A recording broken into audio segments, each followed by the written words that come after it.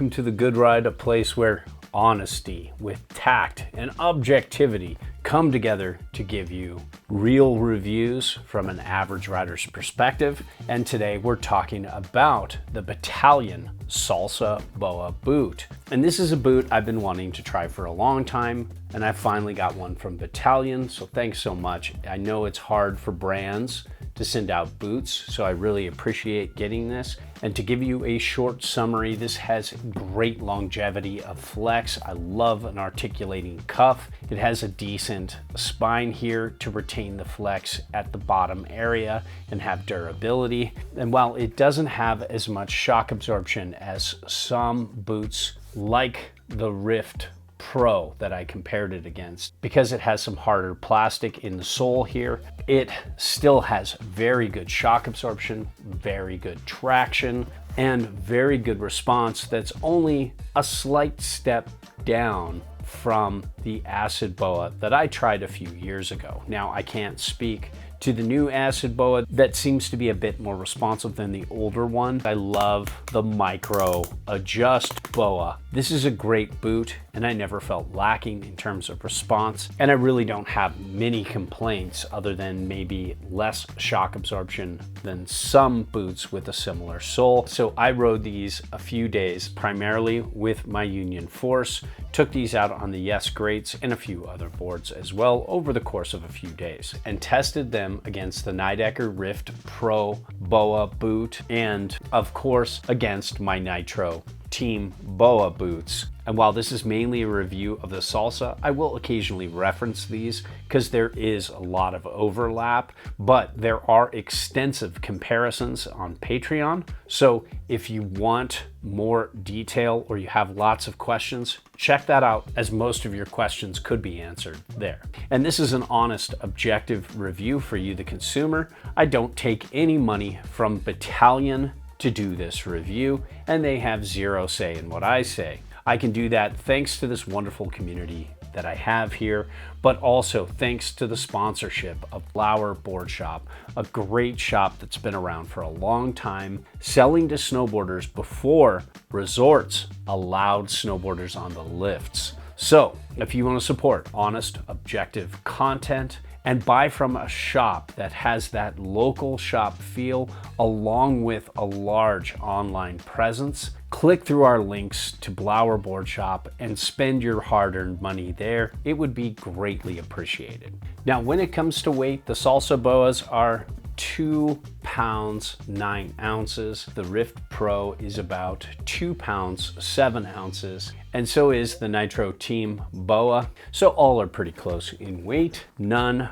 are light and none are too heavy. They're kind of right in the middle. And when it comes to fit, I really enjoyed the Salsa BOA's fit. I felt like it handled my size 9 feet really well. This liner might pack out a little bit over time, but overall I found that it fit me pretty well lengthwise. Now widthwise, I'm an E width. That's the beginning of a wide foot. So oftentimes most normal boots need a heat mold for me to get them to work. This did not. In comparison to the Rift Pro, which has a lot of similarities. I mean, they're made in the same factory. They just have a few minor differences. And this one was just a little more tight on the inside. Their liner is just a little different than this liner. This one I might need a heat mold, but when I took out the insole of this and put in my insole that's wider,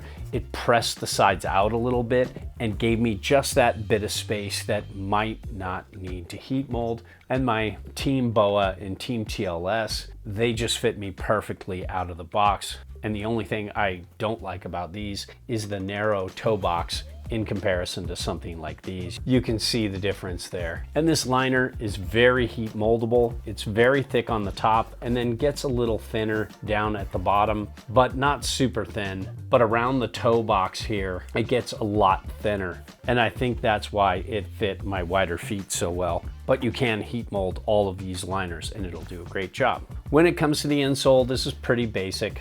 very thin, and it's not bad, but I really enjoyed the ride much better when I put in my King Foam Orthotic Elite insoles and my Game Changer Sport Pro insoles that are heat moldable. I got better shock absorption and a better fit inside the boot, and I've chosen these over extensive testing and comparing. These are my favorites, but I think really going with any good brand like Remind or Footprint or even a custom orthotic would be a great upgrade for any of these boots. Now, when it comes to the lacing system, this is the H5 BOA, and it tightens this way and then loosens a little bit this way, so you don't have to pop it, have the whole thing shoot out, and then have to start over. So it makes tightening these boots a lot easier. These turn into each other. They turn opposite directions. And when you get them off, all you do is undo this lace harness here in the inside of the liner that has good Velcro on the inside, and you're done. You're good to go. It's still slower on than speed lacing. It's just not as messy, and it feels easier. So I can see why people love BOA so much.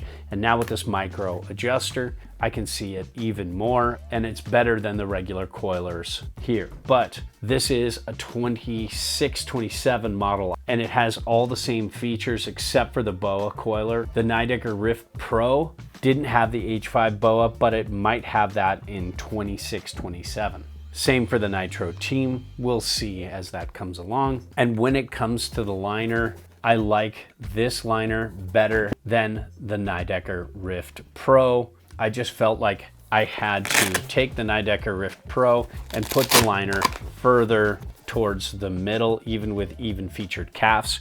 So if you have smaller calves, there might not be enough Velcro here to tighten it. But all three of these are really easy on and off, and none of them tangle up and have issues. Now, when it comes to flex, you can see this has a medium, bordering on medium stiff flex. And you can see the Team has a medium stiff flex, and so does the Rift Pro. And the response is really good. I thought this would be a huge bump down from the Acid BOA, but it's not. It's only an incremental bump down. And in comparison to the Nidecker Rift Pro, I felt a little hesitation and the toe side turn. It felt like it was stuck for a second. As you commit, it was almost as responsive as the Salsa BOAs. As this boot breaks in a little bit, that goes away, but it's something you should know about. And with the Nitro Team BOAs, I felt like the response was better, a little smoother, and just flowed better edge to edge than both these boots. And I love the flex retention. You have a little bit of a plastic spine right here. Then you have an articulating cuff that goes well towards the spine. So there is very little shell distortion, and over time, this is going to keep its flex really well and last a long time. This is a great boot for a 100-day-a-year rider. And in terms of durability, this has a harder plastic toe, so it never really caves in. It has a spread out plastic area in the back here to work with just about any high back and heel loop. There isn't as much durability around this area here like there is with the Nidecker Rift Pro. This is all plastic throughout the bottom with a more durable toe, and this is just going to hold up better everywhere except for maybe this region in the sole where they have hard plastic. And this is going to hold up better than my Teams. That is all faux leather throughout the boot, except for this area here, that's plastic. Now, when it comes to shock absorption, this is one area where I wish there was a little more. They put this black right here, and it gives it a little more dampening than the Nidecker Rift Pro that has none in that heel area. But the Rift Pro, especially in same-day tests, I noticed a good bit more shock absorption because it's just all soft underneath. This really takes a lot away from the EVA foam that's underneath, but neither came close to the Team TLS with its airbag in the heel. And both the Rift Pro and the Salsa BOA did a good job at board feel, but not a great job. Kind of middle ground, just like the Team BOA here. Now, when it comes to traction, you have a Vibram sole. This has excellent traction. It wasn't quite as good as my Team, but it's a little better than the Nidecker Rift Pro, but this isn't bad at all. All three have excellent to near excellent traction, and I don't think it's a deal breaker for any boot. Unless you want a lot better grip and a sole that's gonna last a little longer, you'll probably want the Team.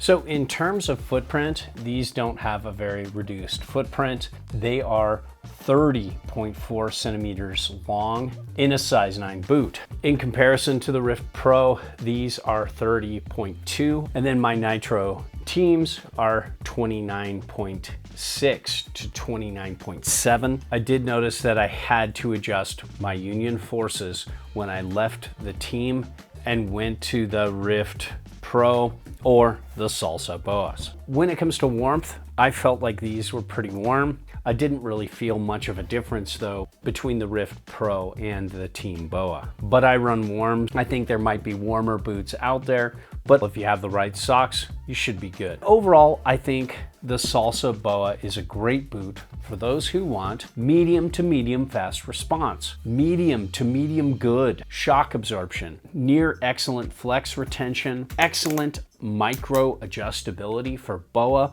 a comfortable liner.